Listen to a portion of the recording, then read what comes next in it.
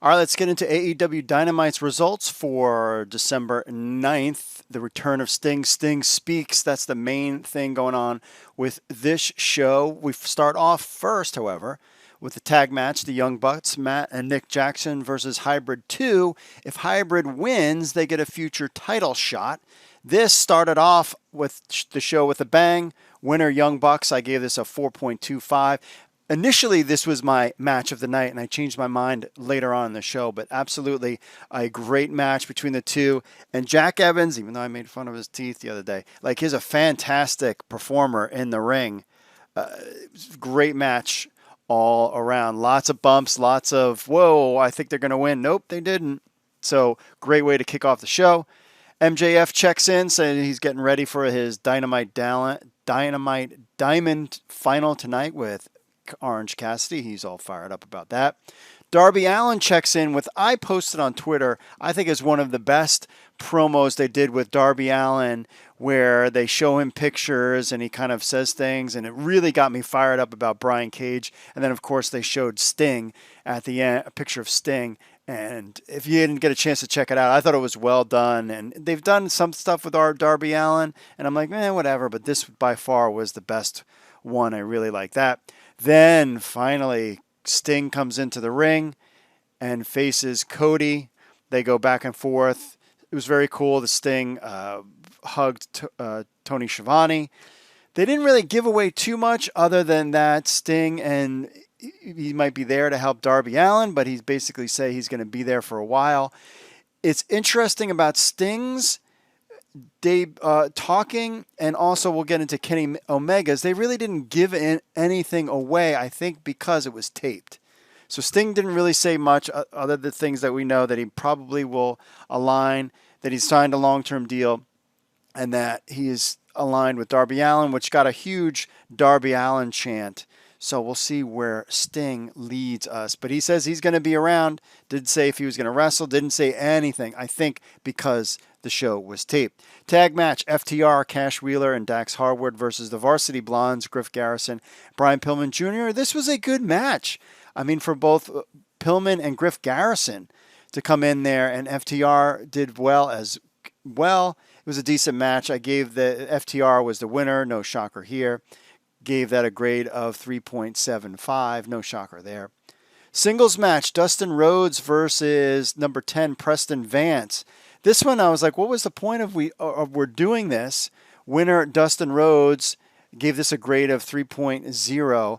The interesting thing at the end, which made me like, there's something here, is that the Dark Order comes out at the end and asks Dustin to join, but it wasn't like your typical Dark Order join us kind of deal. There was a little bit more to that. They said they'd give him the number 7, and they made some hints about maybe something coming down the road with Dustin and his family.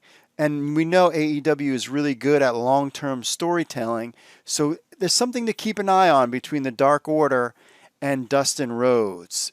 It'd be interesting. One thing that I could potentially, just throwing it out there, who knows what the deal is with Brody Lee, but wouldn't it be interesting if Dustin Rhodes led the Dark Order for a little while there? Throwing it out there. Then we get Shaq in his exclusive interview with Brandy Rhodes. They sort of exchange pleasantries, and then basically Shaq talks a little trash, and Brandy throws a cup of water in Shaq's face, because they were talking about setting something up between Brandy and Jade Cargill. That's coming down the pike, but not Shaq wrestling, but Shaq saying something to the effect that he'll be there for Jade Cargill in her corner. So there's something going on there. Again, not a lot thrown out there, but something enough where you're just interested and you want to learn more. Inner Circle had an ultimatum. They shook hands, sort of. But basically, Sammy Guevara was like, one more mess up and I'm out. But the Inner Circle is still intact. They did mention Santana not being there. He didn't even show up for work kind of thing. They had to make mention. Maybe he'll be back next week. We know that there was some kind of personal issues going on with him. We know he's also suffered from depression. So who knows what's going on with him. But he was out. And it looks like Inner Circle will be friends for now. who knows where that's going to lead to. FTR checks in basically saying that they're invincible. They're going to kick everybody's butt, the typical stuff. And they also mentioned about doing that one maneuver, trying to do the flips, which cost them the match, which was great storytelling. And now they're ready to beat people up in AEW, basically. Lance Archer and the Lucha Brothers, my man Rey Fenix and Penta versus Eddie Kingston, the Butcher, and the Blade in a tag match. This one, Penta gets eliminated early, gets hurt, quote-unquote, early. This was an okay match. Winner, Eddie Kingston, the Butcher, and the Blade. I gave this a 3.50 match. I'm really not sure what's going on with this pairing, what's going on with Lance Archer and Penta and Pac. Who knows what's going on with this? There's got to be something to come in the future for this match. But this was okay match. Then we get a backstage segment where Nyla Rose and Jade Cargill beat up Red Velvet, and then other girls get involved in the roster, which leads us to next week's show, potentially. Matches going on there. Then we get Abadon versus Tesha Price. Congratulations, Tesha Price, getting on AEW Dynamite. Of course, this wasn't that great. It was more about Abadon being a scary monster.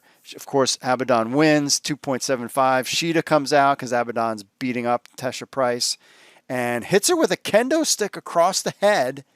And then Abadon kind of lays out and then gets back up. So building up her character, we need to build up Abadon more before we have a kind of payoff with Hikaru Shida. But I like this two pairing. This can go all the way to February and we should not see a payoff in December for that.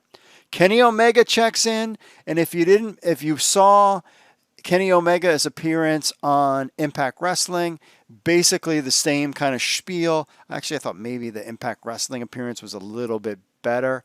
Kind of talk about the same things. Again, I think it also goes back to the Sting segment, whereas, hey, we can't really give too much. It's taped. The nerds on the internet would let it go, like release it if he says anything crazy, something newsworthy, that it would get leaked. So he basically, they just kind of played it straight. He arrived in a helicopter, but still good stuff. I like this two pairing. And again, tease you for the next week. Well, what's to come? You gave me a little bit, and now I'm curious what's going to happen next. So between Sting, Kenny Omega, Abadon, all these stories and Inner Circle, I'm like, okay, what's coming next? Unlike crappy WWE television, which just gives you just flat matches that make no sense and you have no interest in there. The schedule came out, something that we were curious about and that we reported on Pro Wrestling News Hub. Is like, what's going on with December 23rd? Because there's an NBA game on, Celtics versus the Bucks. That will follow, that Impact will follow immediately that. It's going to be a late night, a very late night, because by the time Impact is over at midnight and I do video, it's going to be a late night. But hey, it's just before Christmas Eve, so suck it up.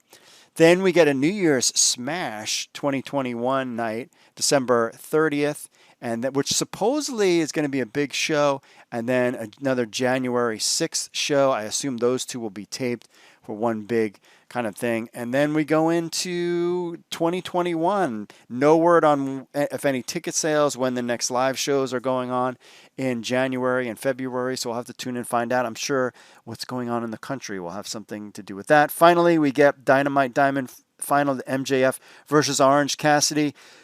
You knew, people were going to get involved.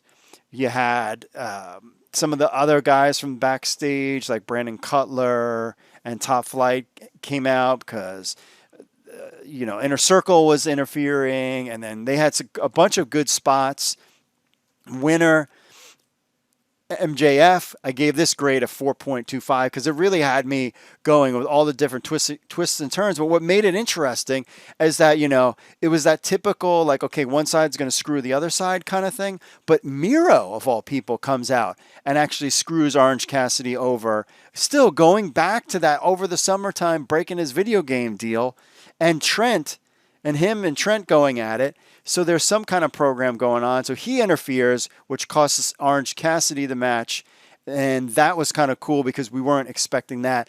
I really expect big things from Miro in this quarter of pro wrestling. That they definitely, it was time to open up the gates and let Miro out and do his thing. So MJF wins 2.5, 4.25, and of course, our elite match of the night. All in all, it was a great night of wrestling as usual.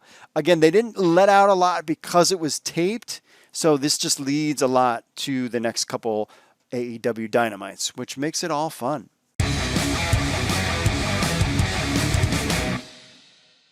Next week's Dynamite card for December 16th. The big one is Hangman Page and Dark Order. John Silver and Alex Reynolds versus Matt Hardy and Private Party. I'm just not into this whole Matt Hardy thing with Private Party. If you saw BTE this past week, they made mention of, Isaiah Cassidy getting knocked out first, and Matt did that, and maybe there's some storytelling going on with this. And I like the Page Dark Order kind of thing going on. So this is probably the match, at least right now, that I'm interested in the most. Some other matches, SERENA DEEB and Big Swole versus IVELISSE and DIAMANTE. Good to see a women's tag match going on there. And anytime you put SERENA DEEB in there, and even IVELISSE and DIAMANTE, all four of them are good wrestlers. So this should be a good match. This week we got Abadon in a squash match. Didn't really anticipate anything big. This should be better. Hopefully they give them a nice little run to continue. We get Cody Rhodes versus Angelico. I kept always saying Angelico, but it's Angelico as they pronounce it. Not really sure what the purpose of this is. Didn't they wrestle somebody else? But okay, not really sure where we're going with this. I don't know. Maybe I just thought of it now. Hybrid 2 joining with Sting and Darby Allin? Interesting. Why would we pair these guys together? We'll have to find out. Then the Acclaimed, Matt Caster and Anthony Bowens versus SCU, Frankie Kazarian and Christopher Daniels. This is to give Max Caster and Anthony Bowens. Not really sure I'm liking the whole John Cena rapper thing going on with them. And this match is like, I'm not really sure what the deal is with this. I guess it's to put Acclaimed on TV to get some little run there. But I'm sure they're going to have a jam-packed show and more stuff to come. But you just have to wait as we get closer to the show, because usually the live shows, we don't know until Tuesday where they start really announcing some other things, especially over the weekend as well.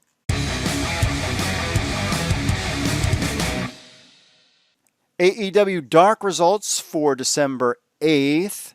First up, we have Baron Black versus Sonny Kiss. Winner, Sonny Kiss. Congratulations there. Brian Cage versus Danny Limelight. Winner, Brian Cage. No shocker there. Alex Gracia versus Nyla Rose. Winner, Nyla Rose. Vicky Guerrero had some things to say about Brandy Rhodes after the match. The Waiting Room, Dr. Britt Baker. We have Marco Stunt playing guitar on there. Heard that was good stuff. Dark Order's 10, Preston Vance versus Aaron Solo. Winner, 10. Now, if you watched Dynamite, you saw 10 kick Solo in the face. So wonder if that had something to do with, who knows if that's a little correlation between Dark and Dynamite. Peter Avalon versus Louis Val. Winner, Peter Avalon. Peter Avalon afterwards announces Pretty Peter's pageant provocation. See what that's all about. Sean Dean, Sean Maluta, and Ryzen versus Gun Club. Billy Austin and Colton. Winner, Gun Club. Red Velvet versus Danny Jordan. Winner, Red Velvet. Good to see Danny Jordan out there. I think it's been a little while. Falco and Mike Magnum versus Jurassic Express. Luchasaurus and Jungle Boy. Winner, Luchasaurus. Oh, Luchasaurus and Marco Stunt, actually. Winners, Jurassic Express, Luchasaurus, and Marco Stunt. Fuego del Sol. If you watch Sammy Guevara's YouTube channel, you've become a Fuego fan. We are Fuego fans on Pro Wrestling News Hub and our fantasy app. We will definitely be drafting Fuego versus Brandon Cutler. Unfortunately, Brandon Cutler wins. Fuego loses.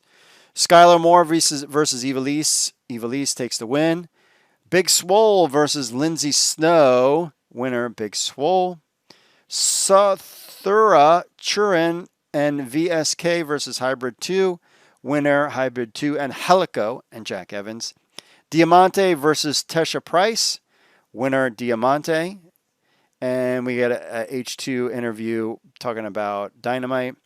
Then we have Freya States versus Shanna.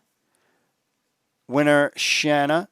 Then John Cruz and Michael Nakazawa versus The Acclaim, Max Caster and Anthony Bowens. Winner, The Acclaim. Colt Cabana, Alex Reynolds versus Varsity Blondes, Pillman and Griff Garrison. Winner, the Varsity Blondes, getting the win. Interesting there. I mean, really, Colt Cabana has been doing nothing. And that basically, then we get a little interview with Dustin Rhodes afterwards, and that ends it for AEW Dark.